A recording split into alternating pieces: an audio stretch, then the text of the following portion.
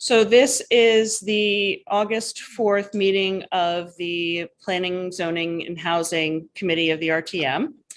I am running this meeting as vice chair because the first order, as everyone knows, Amy Barsanti has taken on a position with the Planning and Zoning Commission, which is great for them, sad for us. So the first thing we need to do is elect a new chair, and then so figure out the positions. I don't know if there's anyone that's interested in being chair. I'm okay taking on that role if people would like, but then somebody's got to volunteer to be vice chair if we're going to do it that way. So if anyone has any interest in either position, I don't need to be chair. I'm happy to stay vice chair. I nominate Amy for chair. Oh, I great. second the nomination. Strong voice of support. A strong voice of support from District 2. That's right. Thank you. All right. Then does anyone want to volunteer to be vice chair? Wow, Kirk so desperately doesn't want to be vice chair. He jumped off the meeting. Why nominate Kurt? I was like, can we nominate one of the people that's not here? We can, but that seems a little wrong. No,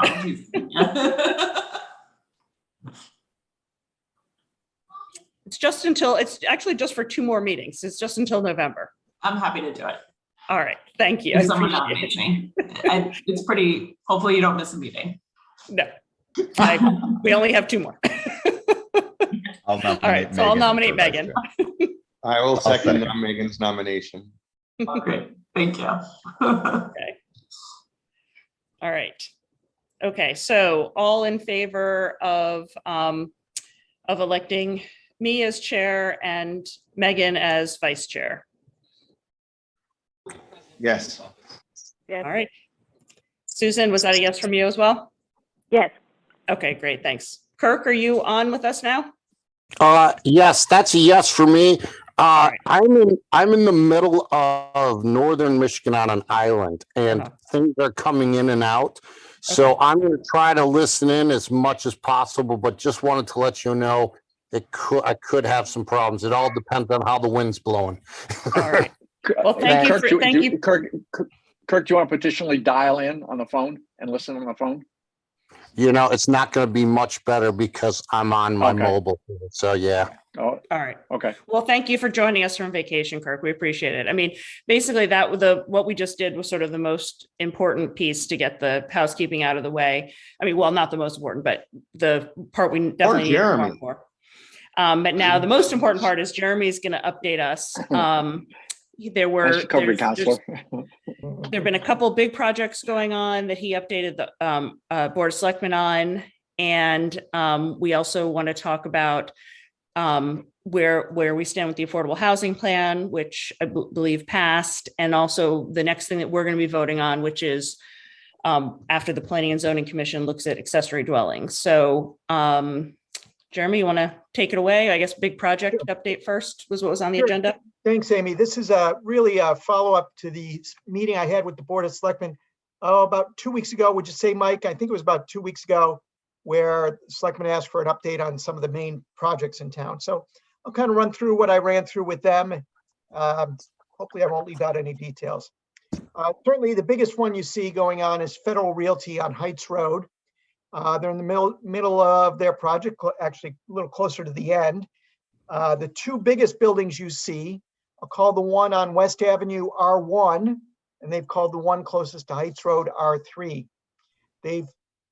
According to my notes here, they've got a number of commercial tenants committed and leased, many restaurants, including Italian restaurant Molto, Tartinerie, Naya, Oath Pizza, Sweet Green, ice cream shop, a coffee shop, quite a few restaurants committed, few for each of the buildings. They're going to start moving the commercial tenants in probably the last quarter of this year. So we're already in early August. You can see they're not quite ready. The buildings aren't quite finished, but later this year, in early next year, you'll see a lot of the commercial tenants moving in. Similarly, the residential on the upper 2 floors of each building are proceeding, and they're going to start moving people in 6 weeks from today, on or about September 15th. They have a leasing office, and they're starting to lease out the market rate units. I think it's a mix of 1 and 2 bedroom units. And so far they've leased about, in the R1 building, again, the building closest to West Avenue, about 50% of the market rate units. So they're moving right along. The project has a total of 106 market rate units. So R1 building will be done end of September. The R3 building substantially done at Thanksgiving. And then, as I said, they'll be out of the site by March, I'm guessing. You focused on market rate. What about, there's an affordable component too? Are There's those? an affordable component. I think it's 16 affordable units, and they've started advertising, and they will have the lottery September 8th. So they had to file all the paperwork in the land records. They had to specifically designate the affordable units, and now they're working on advertising it in multiple places with the expectation that they'll have the lottery and then start vetting people to assure that they income qualify and get people in. I think they're hoping October-ish, starting October 1st. So that'll give them more and more time to get that construction done. So very exciting times over there. It's going to be quite the transformation of that block, which used to be a Stop and Shop and a Walgreens. You can see the new Walgreens if you've been in it. It's quite a difference in terms of what used to be there. And it's going to be very exciting with a lot more indoor dining, outdoor dining, some retail activity, a lot more going on days, nights, weekends than in the old days. So moving right along. And as you know, Federal Realty is a real estate investment trust. So they have a lot of professionals who do this all day, every day. And the team we're working with now has said, look, starting early in 2023, they push us off to the next project, that this one's done, and they just move on to another Federal Realty project somewhere, probably on the East Coast, but they don't know where. So very exciting. And you'll hear more and more about tenants. They do have their own website, DarienCommons.com. And as tenants get announced, they post them on their website. The second project is David Genovese's Corbin project, Corbin District in downtown. Phase 1 is now underway, which is the 3 buildings on, I'll call it the north or east side of Corbin Drive, which is, I'll call it the northernmost building, which is where the gas station used to be, will be the Bank of America building. There was a middle building, which used to be where Mathnasium is. And the building all the way at the end, closest to Old Kings Highway, where the Tibbetts Law Office was, is the building that's closest to being complete. And that first floor of that building will be Compass Real Estate on the first floor. So these buildings, late in this year, early next year, will start to be occupied with commercial tenants on the first floor, upper residential tenants. There will be 2 new access ways to get you from Corbin Drive into the Center Street parking lot. So you can actually drive from, say, the post office to CVS just by cutting through the parking lot. So that's going to help increase traffic and also going to make it easier for pedestrians as well. So that should be exciting. So between each of the buildings, there's going to be a road and a little walkway. So that's coming right along. And sometime early in 2023, as I said, some of the tenants from David's existing Corbin block across the street will move across the street. One of the tenants, the post office, will be moving to Goodwife Shopping Center. Date uncertain, but they will be moving. And then phase 2 of David's project, which will start in 2023, will be the demolition of, I'll call it the Corbin block, the post office, the Corbin building, and I'll call it the toy box, Helen Ainson, all those stores all the way. I'm not sure if you can do that existing Bank of America building at the same time. Last I heard he was. And Darien will have a big hole in the ground across from the sports shop for at least a year and a half. So we're still going to be in chaos for a little bit, but phase one's coming along very nicely, right on schedule. And as I said, have that side of the block done with new landscaping, new sidewalks, and new access will be very exciting for everyone. Certainly take what was there and be a major improvement. The third project many are aware of is the redevelopment of the Norton Heights Shopping Center. As you know, I think it was early this year, the Planning and Zoning Commission got a proposal for a redevelop to change the previous plans to include the Goddard School, which is a daycare. That was approved by Planning and Zoning. Last I heard, the plans were on hold. I wish I had more of an update. We have been trying to convince the Palmer family and whatever partner they bring into the project to at least at a minimum demolish what's there, which is becoming an eyesore. We were hoping that fencing it off temporarily would help, but we did not expect that it would be up this long. So we are hopeful that it gets moved along later this year, but I have nothing new to report at this time. So I can certainly try to answer any questions about those three projects. But as I said, the Corbin District and Darien Commons each has their own websites, which they try to keep updated, which is always good if you want to get a read on tenants that are being announced or any updates on when they expect to get buildings occupied. Just a question about the Palmer's one, because that's the one I think everyone tends to get the most complaints about, and I'm sure I know your office does. I mean, is that actually at a point where it could go before the Blight Committee? My The recollection. Blight Committee does. Mike Blight Committee wants to do. I think Blight Committee only I was on Blight Committee for a while. I think it only applies to residential Oh, properties. okay, sorry. Yeah, They're looking to expand. They're looking to expand to commercial, but I thought the state covered commercial when we were writing, when that ordinance was being written, that the state controlled I think you're right, commercial Mike. blight. I think you're right. Jeremy, do is you- this something that we could, I don't know if this would be planning and zoning, RTM or whatever. Is this something that we could amend to, maybe it wouldn't even, get done in time to include this project, but to include commercial projects in our local blight laws?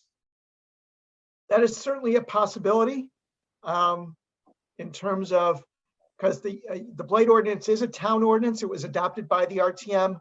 What would you say, Mike, about 6 years ago, 5 years ago? Yeah. Yes. And at their last meeting, they said that they were going to be contacting Wayne Fox to find out if they could expand to commercial. Okay. They didn't say anything about, but I just remember when we were doing the ordinance that commercial was state. I could be misremembering, but the Blight Committee from the last meeting is actively looking to embrace commercial as part of their purview. Okay. That makes sense. It's still a long process to get something to actually happen. So even if they were to get the blight laws or the regulations applied to commercial, still probably 2 years before anything could happen. So I'm not sure. And we'd have to amend the TGS, and they would have to amend the ordinance. So that would have to happen if it's allowed. Even if the ordinance were in place today, it still takes at least a year on the Blight Committee to work through the process. And even then, there's not much to do. The Palmers don't seem to be in any hurry anyway. Exactly. So- Well, it still may be worth that sort of seems to fall within this committee's purview. Again, I'm still trying to figure out what I'm supposed to be doing here, but that our committee's purview to maybe suggest that if that's something that the Blight Committee would like to expand their role, even if it's too late to affect this project, but on a going forward basis, I can see this potentially being a problem with other commercial properties. I mean, we've also got that one, the one where the, near the Goodwives Rotary, that's starting to get a The little, bank property, yeah. yeah. And I know people have been trying to do stuff with that. That's a tough property, but sort of same problem, that if nothing, nobody can figure out what to do with it. It's just getting more and more rundown looking. So, okay. Well, I think I know the chair of the Blight Committee, so maybe I'll talk to him and see if he needs any help. So, I'm happy to help, and I don't think I am able to, but I'm happy to do it if there is Good. help needed. all right. Well, yeah, I think maybe we'll see if that's something that makes sense to come to, for us to bring up with them, and then with rules, right? Okay. All right. Thank you for that update, Jeremy. Anybody else have any questions about any of the projects? Okay, so then we wanted to talk a little bit about the, where things stand with the affordable housing plan that was adopted, correct? Well, actually, it's interesting. As you know, the state of Connecticut required every community to have an affordable housing plan done by June of 2022. That law was passed in 2017, and Planning and Zoning started working on their plan in January. They basically worked on about a chapter every month. And on or about June 16th, the commission had a draft that they were comfortable with, and they had to decide whether they were going to hold a public hearing or just adopt the plan. And I think they were interested in holding a public hearing.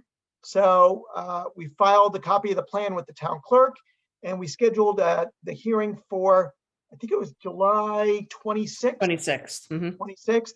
And they did advertise for the hearing. They had the hearing that night. They heard from, I think, 4 people live at the meeting, and 1 person sent in an email, 4 or 5 people. So it was a good representation from people of a variety of perspectives. And the commission closed the hearing and said, you know what, at our next meeting on September 6th, let's decide whether we're going to make changes to the plan in response to the comments received, or just vote to adopt the plan.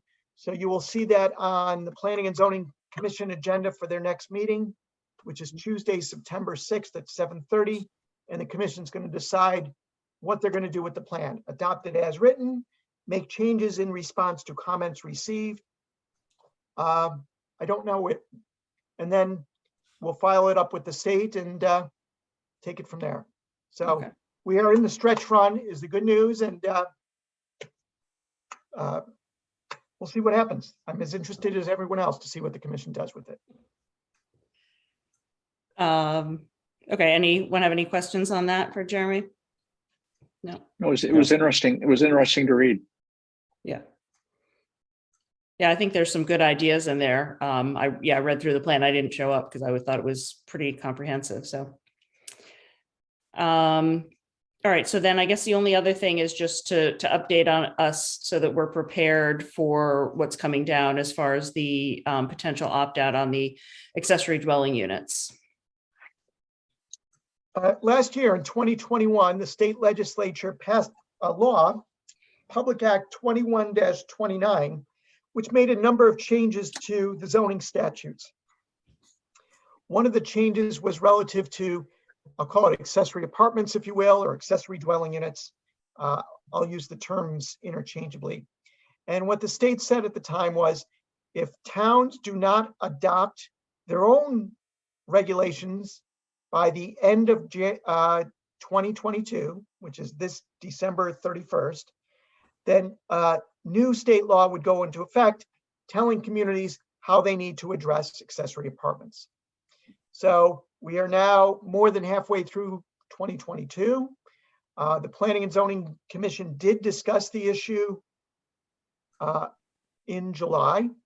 And one of the interesting aspects of this state law is that it allows planning and zoning commissions to opt out of, I'll call it, the state requirement, which is the default. If you do nothing, you fall into what the state's requiring. But they gave us an opt-out provision where we can say as a community, if voted on by the Planning and Zoning Commission and the RTM, hey, we're going to opt out of what the state's requiring, And we may decide to do our own thing, but for the time being, we know we don't want to do your thing. The state had another provision like this relative to certain parking standards for apartments. And you may recall, some of you that were on PZ&H last year, that the commission voted to opt out of that. And the RTM, similarly, by a vote of 81-0, also voted to opt out. So it's one of the rare votes that I can think of in my time in Darien that the RTM was unanimous in something. It was quite unexpected. So P&Z voted 6-0 to opt out, and the RTM voted 81-0 to opt out. And similarly, that appears to be where we're headed with accessory apartments. The Planning and Zoning Commission in September is going to drill down into what the state has put forth.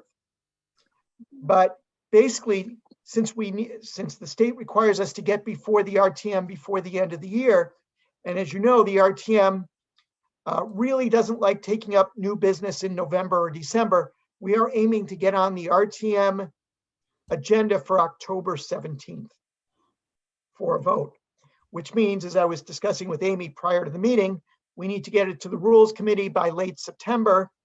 So it's important for Planning and Zoning in early September when they come back from their August break. So at their their September 6th meeting to discuss accessory apartments or accessory dwelling units, decide if they wish to opt out, and then start that ball rolling with an expected vote, maybe September 13th or late September, get it to the RTM Rules Committee such that it could be put forth for a vote by the RTM in mid-October. Again, the trick here is if the RTM does not vote to opt out, the commission then has a very short time frame to come up with a regulation that they like better than what the state has put together. So it's kind of put the commission in this, I don't want to say an awkward position, but a position where they really have to do something. They have to either opt out or come up with their own regulation. And if they're going to opt out, they really have to do it, as I said, by the end of December. And with the limited RTM schedule, that really got moved up. So it's really moved up in the priority list for planning and zoning. The question's going to be, how do they want to treat accessory apartments? And do they want to do it as of right? Just say to everybody who owns a property in the town of Darien, you all get an extra apartment. It could be over your garage, in your basement, part of your house, whatever it is, which in essence could double the housing stock in Darien. And I think the commission was very cautious because they said, you know what, let's not jump in with both feet. Let's move cautiously, move carefully, because once you allow these things, it's tough to then take it all back. So you really have to almost use baby steps in terms of how and where do we allow things. What's interesting is we did ask WestCog, the Western Connecticut Council of Governments, to look at how other local communities are handling the same question. And the response we got back is most of them are opting out of the state requirement. A few are not, but if you Google opt-out accessory apartments, I think Westport is opting out, Wilton's opting out, Weston's opting out, Stanford's considering opting out. It's very interesting to see. Again, by opting out, you're giving yourselves more time to draw up whatever parameters you want in town. Exactly where, exactly how big. Must they be? So, Jeremy, Yes. if we are opting out, what regulations are we putting forth? Or what are we looking to put forth? Well, Susan, that's the thing. If you opt out, that has to be done this year. If you're going to develop new regulations, that can be done anytime afterwards. So the commission's real priority now is to decide whether to opt out.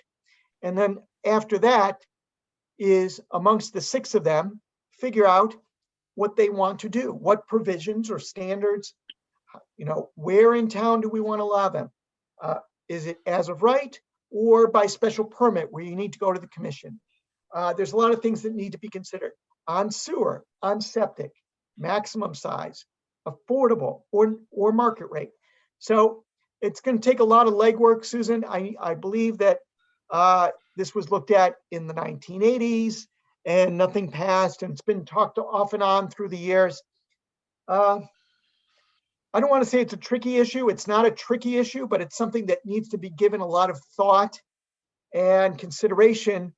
There's parking issues that need to be thought of. You know, to think that people will move into an apartment or a separate unit and not have a vehicle to drive, I think is irresponsible to assume that. So again, where are you gonna put people's cars? Are you gonna put them on the street? I don't know if that, and if you say you need a parking spot, are we just encouraging people to pave more of their lots? What about people that live in condominiums? Will they be allowed to have accessory dwelling units? These are all things that need to be discussed with the commission and a formal provision or regulation put forth. So there's a lot of standards, issues. I think the commission's going to want to get better understand what other towns are doing, whether it's working in other towns, and what issues they're seeing. Are there sewer capacity issues? Are there water capacity issues? Traffic, parking, noise, overdevelopment? I don't know.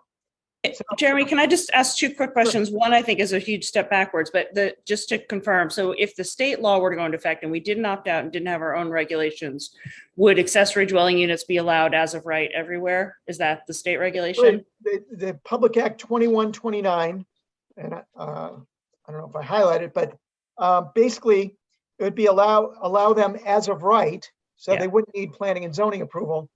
And there would be some limited regulations, but it's, just reading this, right, the regulations here, very limited in what you can regulate. So okay.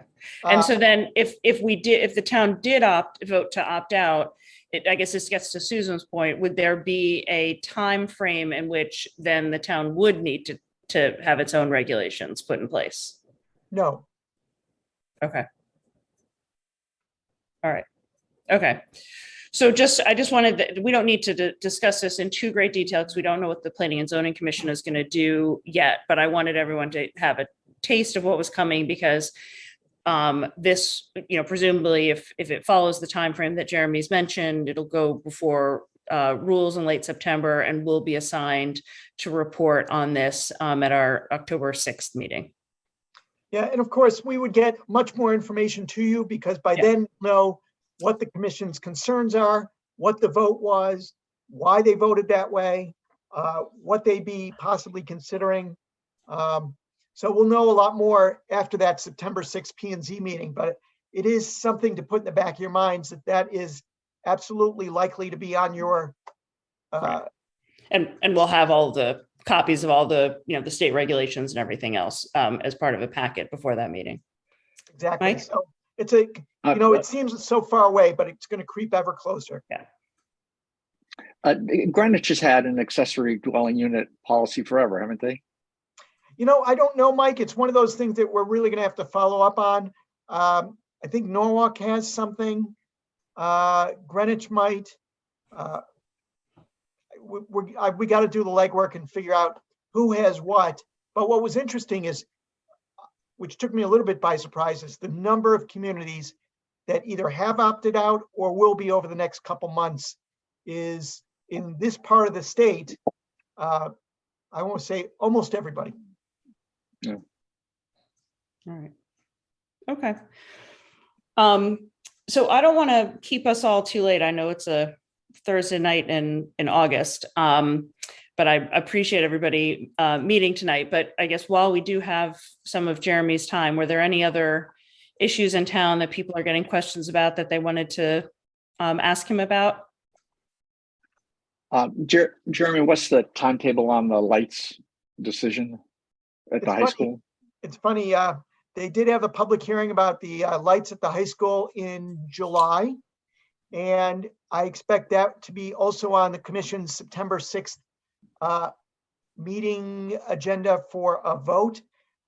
When the commission goes on break in August, they don't have any meetings. It's really time for staff to get caught up with a variety of pending matters, some of which I've discussed tonight. And one of them will be drafting up a decision on the lights that the commission would be able to vote on at their meeting. Certainly, the commission did deliberate. I think it was on September 26th. So if you wanted to see what the deliberations were like, July 26th, July 26th. What did I say? June? September. I'm just looking. So it'll be interesting to see that first meeting back, what happens with that. The days are getting shorter. Mhm. All right. Anyone else have any questions, need any updates? Is there an actual deadline where the agreement from the letter, the 5-year agreement expires on a certain date? And what? My belief is the agreement between the neighbors and the Board of Education, the 5 years from 2017 was relative to not bringing a new application. So that has already expired. And that's why we saw this application when we did, is because they could not bring it to planning and zoning before that date.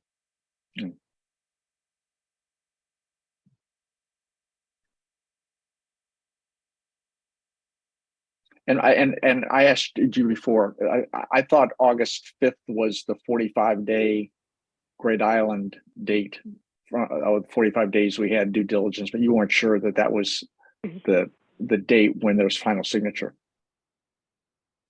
I do not know the exact date. Yeah, the due diligence was August 5th. It was 75 days from the date the contract was signed, which was May 23rd. So in theory, tomorrow would be the closing. No, the closing, the closing was a September. month after that. The closing would be in September. Oh, okay. That's when it goes to hard money on the 5th. So now, because I kept hearing September 5th, but then I counted 45 days. I didn't know there was a month after. Correct. Okay. Yeah, it's closing by September 5th and then 45 days for when we are committed. Yeah. So Jeremy, I live adjacent to the BMW dealership in Darien, and we got a notice that they're going to be demolishing that property. Are you aware of that? Yes, Susan, this is exactly what the Planning and Zoning Commission approved. Oh, I think it was a year and a half ago. They're doing, I'm glad you mentioned this. Is something else I mentioned to the Board of Selectmen and when I met with them last month. BMW of Darien is believe it or not, one of Darien's largest employers. They're doing very well over there, and they had to increase the number of service bays. So I think they're trying to upgrade it to be 30 service bays. You can imagine quite a few vehicles, and make the whole property more efficient. They had a separate car wash building in the back, and it just didn't have good flow. So it's really a multi-phase construction plan over there. And the hearings on that were in 2020 and 2021. A lot of review by Architecture Review Board, Planning and Zoning Commission, about 3 new buildings: a new car wash building, a new service building, and then an expansion of the sales building in front. So you're right, Susan, the first thing was to demolish that old car wash building in the back, which most people in town have never seen. The only way to see it from town is if you live at Middlesex Commons. Or yeah, that's where I live, actually. And we went back and forth about the rooftop parking. But this letter makes it sound like they're demolishing the entire property, which doesn't sound right. No, they're demolishing the car wash building, and then they're going to demolish the building in the back. So that's going to be an ongoing process, if you will, for a while longer, but it's going to look great when it's done. And good for them for being so successful and really having good business that they need the space. But yeah, this was numerous public hearings and numerous concerns from people at Middlesex Commons, who, if you live in, I think it's 2 or 3 of the 60 units, you will see the buildings. The other 57 units won't see the buildings. Okay, no, it's great that they're staying, because this actually says notice of intent to demolish property of BMW of Darien, 136 Ledge Road. It makes it sound like they're demolishing the entire establishment. So legal notices are funny things that way.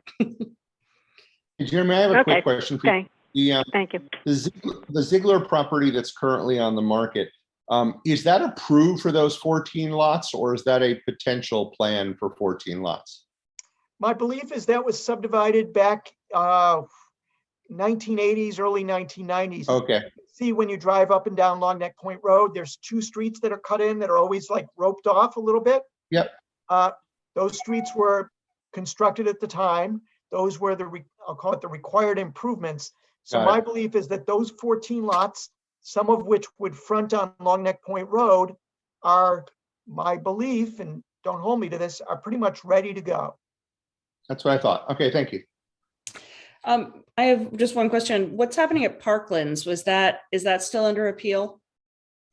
That's a good question. The Parklands project, which is the redevelopment of Building 3, which is behind the residence at Selleck's Woods, is now a 2-story office building. They came before Planning and Zoning Commission last year. There were 9 hours of public hearings to knock down the 2-story office building and put up a 3-story, 60-unit apartment building with, I think, 7 affordable units. The neighbors have appealed that decision, and maybe there's a chance we settle it. And if we don't settle it, it goes to litigation, and we take it from there. But I know he threatened to file an 830G application. Was that filed? No. Okay. All right. Anyone have any other questions while we have our feet on the ground, our genius from town hall? I don't know what we want, how we want to refer to Jeremy. Those were the big projects, was Parklands, which was approved, BMW was approved. Just trying to think what else is going on. Still a lot of plans for people putting residential swimming pools, a lot of swimming pool plans. If you've been down Long Neck Point Road, a lot of those houses are being added on to. A lot going on Long Neck Point Road. High school lights, of course, we talked about that a little bit. A lot going on Everywhere. everywhere. Your office is busy, I know. So, Yeah. all right, well. And unless we're anyone 90, and we're 97% developed. Can you imagine how busy you would be? Right. Finding a way to increase the grand list without increasing density.